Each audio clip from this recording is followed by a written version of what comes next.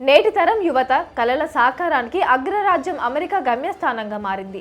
నైపుణ్యాలు కొరవడిన విద్యా విధానం, అడుగంటిన ఉద్యోగాలు, అందిరాని అవకాశాలు ఈ తరం యువతను ఎలాగైనా అగ్రరాజ్యంలో కాలు పెట్టేలా ప్రేరేపిస్తున్నాయి. అక్కడ ఏదో ఒక పని దొరుకుతుంది, మంచి వేతనాలు, మెరుగైన జీవితం అందుకోవచ్చన్న ఆశ వారిని అగ్రరాజ్యానికి పయనం కట్టిస్తోంది. కుదిరితే చట్టబద్ధంగా లేదంటే అక్రమ మార్గంలోనైనా సరే అమెరికా వెళ్లేందుకు వారు సాహసిస్తున్నారు. మెక్సికో, ఎల్ సాల్వడార్ ప్రజల తర్వాత అక్రమంగా అమెరికాకు వెళ్తున్నది భారతీయులే. అక్కడి మొత్తం ఉద్యోగుల్లో 4.6% వరకు అనధికారికంగా వచ్చిన వారినని ప్యూ రీసెర్చ్ సెంటర్ తెలిపింది. శరణాగతులుగా గుర్తించాలంటూ దరఖాస్తు చేసే భారతీయుల సంఖ్య 3 ఏళ్లలోనే 85% పెరిగినట్లు యుఎస్ హోమ్లాండ్ సెక్యూరిటీ డేటా చెబుతోంది. అమెరికాలో ఆశ్రయం కోరుతూ 2021లో 4,330 మంది భారతీయులు దరఖాస్తు చేయగా 2023లో ఆ సంఖ్య ఏకంగా 41,330కి చేరింది.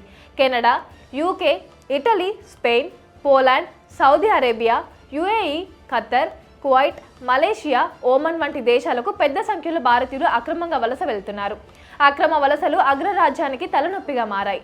2023 అక్టోబర్ 2024 సెప్టెంబర్ మధ్య మెక్సికో, కెనడాల మీదుగా తమ దేశానికి మొత్తం 29 లక్షల మంది వచ్చినట్లు యుఎస్ కస్టమ్స్ బార్డర్ ప్రొటెక్షన్ విభాగం వెల్లడించింది. వీరిలో భారతీయులు 90,415 మంది ఉన్నారని, ప్రతి గంటకు సగటున 10 మంది ఇండియన్లు అమెరికాలోకి ప్రవేశించేందుకు ప్రయత్నిస్తుంటే వారిలో దాదాపు సగం మంది గుజరాతీలో ఉంటున్నారు. వారి ఆశను అడ్డు పెట్టుకొని నకిలీ ఏజెంట్లు అందిన కాడికి దండుకుంటున్నారు. యువతను అక్రమంగా దేశం దాటిస్తున్న 2,925 మంది నకిలీ ఏజెంట్లను గుర్తించినట్లు విదేశీ వ్యవహారాల శాఖ గత డిసెంబర్లో రాజ్యసభకు వెల్లడించింది. వారిలో ఆంధ్రప్రదేశ్లో 471 మంది, తెలంగాణలో 113 మంది ఏజెంట్లు ఉన్నారన్నారు.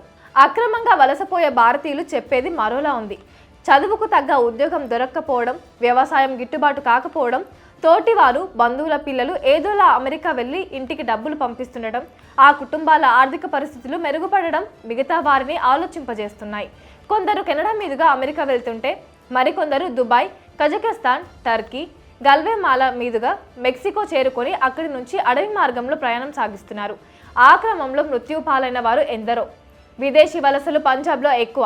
అక్కడి గ్రామాల్లోని 13% కుటుంబాల్లో కనీసం ఇంటికొక్కరు చట్టబద్ధంగానూ చట్ట వ్యతిరేకంగానూ విదేశాలకు తరలిపోయారు. 2011లో 2,25,620 మంది ఉన్న భారతీయులు 2021 నాటికి వారి సంఖ్య 7,25,000ను మించిందని అంచనా. అన్ని దేశాలకు విస్తరించిన ద్రవ్యోల్బణం నిరుద్యోగం పరిస్థితులను తలకిందులు చేస్తుంది. ఇది తెలుసుకోలేని యువత అమెరికా, కెనడా, ఆస్ట్రేలియా, ఇంగ్లాండ్ దేశాల్లో తమ కలలై కన్నీరు మున్నీరవుతున్నారు.